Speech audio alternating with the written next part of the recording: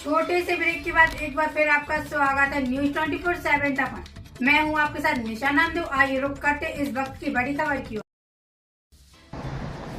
गंज बासोदा में श्रीधाम बासोदा दरबार भगवान श्री रामदेव जी की संगीतमय कथा के दूसरे दिन की कथा में गुरुदेव पंडित हरि नारायण पाठक ने कहा कि भैरव राक्षस का आतंक 12 कोस मरुधर धरती पर फैला हुआ था।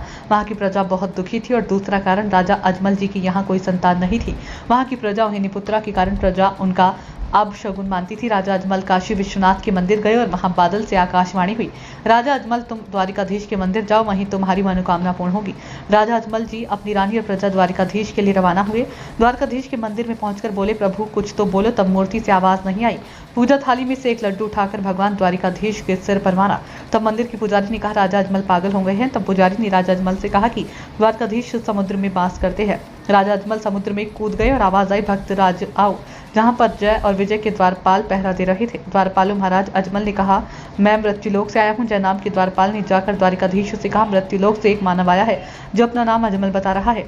जय नाम के द्वारपाल द्वारकाधीश ने कहा, राजा अजमल को लेकर आओ। द्वारकाधीश ने पूछा, भक्त कैसे आना हुआ? तब राजा अजमल ने कहा कि आप तो घट की जानते हो, आपसे कौन सी बात छिपी हुई है। पहला कारण, मरुधर की धरती पर 12 कोस तक भैरव राक्षस का आतंक फैला हुआ है, जिससे प्रजा बहुत दुखी है। और दूसरा कारण, मेरे यहाँ कोई संतान नहीं।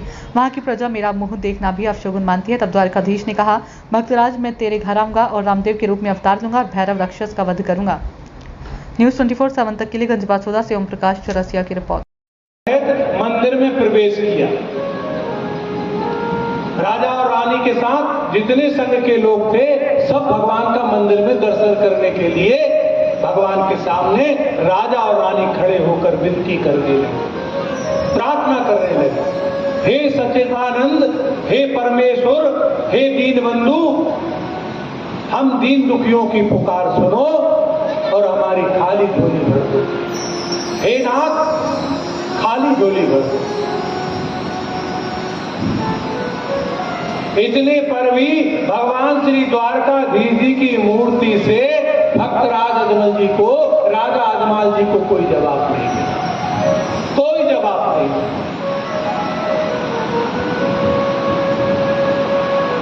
महाराज अजमल जी ने कहा, प्रभु आपकी लीला विचित्र है, आपकी लीला निराली है। हे प्रभु, मैंने आपको कहां कहां ढूंढा है। हे दीन बंधु, हे कृपा निधान, हे द्वारका के नाथ, आप कहां पर हो? आपका भक्त अजमल आपको बुला रहा है, आपका भक्त अजमल आपको पुकार रहा है।